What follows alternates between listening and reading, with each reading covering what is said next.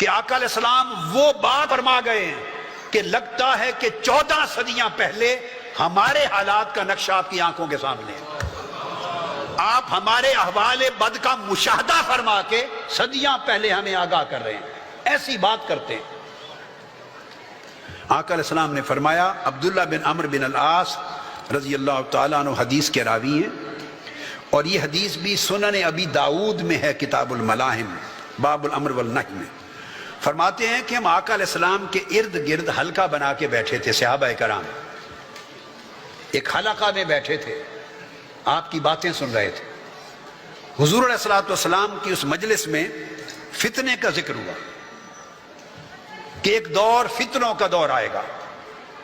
صحابہ کرام میں سے بعضوں نے پوچھا، یا رسول اللہ وہ فتنوں کا دور کیا ہوگا؟ اس پر آقا علیہ السلام نے جواب دیا، فتنوں کا دور یہ ہوگا، اذا رأیتم الناس قد مرجت عہودہم وخفت اماناتہم.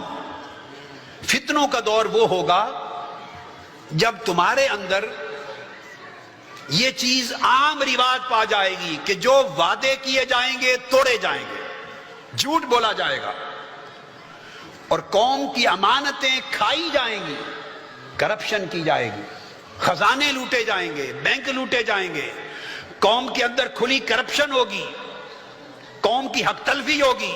اور اس کرپشن اور حق تلفی کو بڑا ہلکا سا کام سمجھا جائے گا، معمولی بات سمجھی جائے گی، پولیٹیکل کلچر سمجھا جائے گا، لوگ اس پر دھیان بھی نہیں دیں گے. یعنی بدعہدی، بددیانتی، کرپشن یہ اتنی عام ہو جائے گی کہ لوگ پرواہ کرنا بھی چھوڑ دیں گے.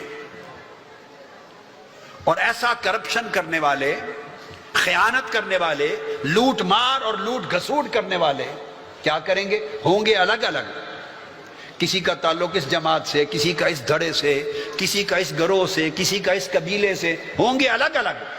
مگر اب وہ نقطہ آ رہا ہے جس پر میں نے کمنٹ کیا کہ کئی بار ایسے لگتا ہے، رونگٹے کھڑے ہو جاتے ہیں کہ آقا علیہ السلام 15 صدیاں قبل ہمارے سارے ظاہری باطنی احوال کو اور معاشرے کے حالات کو دیکھ رہے ہیں. ویسے تو آپ ہمیشہ ہی دیکھ رہے ہیں، اللہ پاک نے آپ کو شہید بنایا ہے پوری کائنات پر، مگر بعض اوقات ہمارے سیاسی اور معاشی اور اقتصادی اور معاشرتی اور سماجی اور تہذیبی ثقافتی حالات پر آقا نے گفتگو کی. فرمایا کہ یہ عہد توڑنے والے، لوگوں کی امانتیں کھانے والے، کرپشن عام کرنے والے کیا ہوں گے؟ آقا علیہ السلام نے اپنے دونوں ہاتھوں کی انگلیوں کو اس طرح ملا دیا، انگلیاں انگلیوں میں ڈال دی. اب یہ دیکھیے ذرا، آپ ڈالیں، میں آپ کو بتاتا ہوں، اچھی طرح ڈال کے پیوست کریں. اب دبا کے آسانی سے کھینچیں تو نکلتی ہیں، نکلتی ہیں. آقا علیہ السلام نے اس طرح دونوں اپنے دست مبارک، ان کی انگلیاں آپس میں پیوست کر دی، اور پیوست کر کے فرمایا کہ یہ امانتیں لوٹنے والے، یہ کرپشن کرنے والے، حق تلفی کرنے والے، خیانت کرنے والے، وَقَالُوا هَكَذَا وَشَبَّكَ بَيْنَ أَصَابَعِهِ، یہ الگ الگ ہو کر یہ ساری جماعتیں اور لیڈر آپس میں اس طرح اکٹھے ہو جائیں گے، ان کا مک مکا ہو جائے گا، اس طرح جڑ جائیں گے جیسے دونوں ہاتھوں کی انگلیاں جڑ گئی ہیں. اور یہ دیکھا میرے آقا نے جس زمانے کی نشاندہی کی، وہ وقت چند مہینے پہلے آپ نے دیکھا کہ آواز حق بلند ہوئی. جو لوگ عمر بھر شریعت کے نام پر اللہ رب العزت جن جماعتوں کو رزق دیتا ہے، کتاب و سنت کے نام پر جن کو رزق دیتا ہے، وہ بھی کرپشن کے ساتھ مل گئے اور کرپٹ بھی ان کے ساتھ مل گئے. شبّک بین اصابعہ، آپس میں اس طرح جڑ گئے جیسے انگلیاں انگلیوں میں پیوست ہو جاتی ہیں، ان کو کوئی جدا نہیں کر سکے گا. کس ایشو پر، کس مینیفیسٹو پر، کس ایجنڈے پر جڑ جائیں گے؟ آقا نے فرمایا وعدہ خلافی اور کرپشن کے ایجنڈے پر جڑ جائیں گے، کرپشن کے ایجنڈے پر جڑ جائیں گے. اس پر صحابی کہتے ہیں عبداللہ بن عمرو بن العاص رضی اللہ تعالیٰ عنہ، میں نے پوچھا یا رسول اللہ جب ایسا وقت آ جائے تو کیا کریں، پھر ہم کیا کریں؟ آقا علیہ السلام نے پھر ایک پورا نسخہ عطا فرمایا. اس کے آخری الفاظ جو کرکس ہے وہ دے رہا ہوں. فرمایا خذ بما تعرف ودع ما تنکر.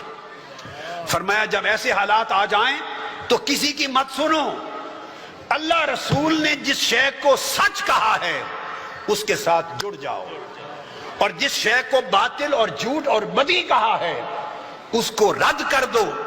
وَعَلَيْكَ بِأَمْرِ خَاصَّةِ نَفْسِكَ، اپنی ذات کی ذمہ داری نبھانے پر ڈٹ جاؤ۔ وَدَّعْ عَنْكَ أَمْرَ الْعَامَّةِ، اور یہ مت دیکھو کہ عوام الناس کدھر جا رہے ہیں۔ امر العامہ، عوام الناس بھلے ووٹ دینے جا رہے ہیں، اس پارٹی کے پیچھے جا رہے ہیں، اس کے پیچھے جا رہے ہیں، ان کے مفادات ہیں، ان کے پیچھے برادریاں ہیں، ان کے دندے ہیں، ان کے خوف ہیں، ان کے لالچ ہیں، ان کی بے شعوری ہے۔ فرمایا عامت الناس کی پیروی نہ کرو، خدا رسول کے حکم کی پیروی کرو۔ عوام کا رجحان کیا ہے اسے رد کر دو، خدا رسول کا فرمان کیا ہے اس کو اپنا لو۔ ہم نے اس دور میں نہیں دیکھا کہ عوام کیا چاہتے ہیں، ہم نے عوام کے رجحان کو رد کیا ہے اور خدا و مصطفیٰ کے فرمان کو اپنایا ہے، اور لومۃ لائم بھلے کوئی تنقید کرے، تان کرے، تشنیع کرے، اس کی پرواہ نہیں کی، مگر ہم نے کہا کہ حق وہ ہے جو خدا اور مصطفیٰ نے دیا ہے، اور لیڈر وہ ہوتا ہے حدیث پاک میں۔ اور جب فرمایا وَإِيَّاكَ وَعَوَامَّهُمْ، یہ دوسری حدیث میں یہ الفاظ فرمائے کہ پرہیز کرنا، لوگوں کے رجحانات کے پیچھے نہ جانا۔ لیڈر کا، قائد کا کام نہیں کہ عوام کے رجحان کو دیکھ کے وہی آواز بلند کرے، ان کے پیچھے جائے تاکہ لوگ مجھے اچھا کہیں، نہیں۔ قائد وہ ہے جو عوام کے پیچھے نہ چلے بلکہ عوام کو راستہ دکھائے، کوئی تان کرے یا تشنیع۔ لیڈر عوام کا رجحان متعین کرنے والا ہوتا ہے۔ یہ سوسائٹی میں عامت الناس رجحان متعین کرنے لگ جائیں اور لیڈر ان کی خوشی کی خاطر ان کے پیچھے چلے جائیں، اس سوسائٹی پر اللہ کا عذاب نازل ہوتا ہے۔ اور جس میں لیڈر اللہ رسول کے فرمان کو اصول جانے اور اس کی روشنی میں رجحان متعین کرے زمانے کا اور لوگوں کے دھارے کی پرواہ نہ کریں، اللہ ان پر اپنی رحمت کا نزول کرتا ہے۔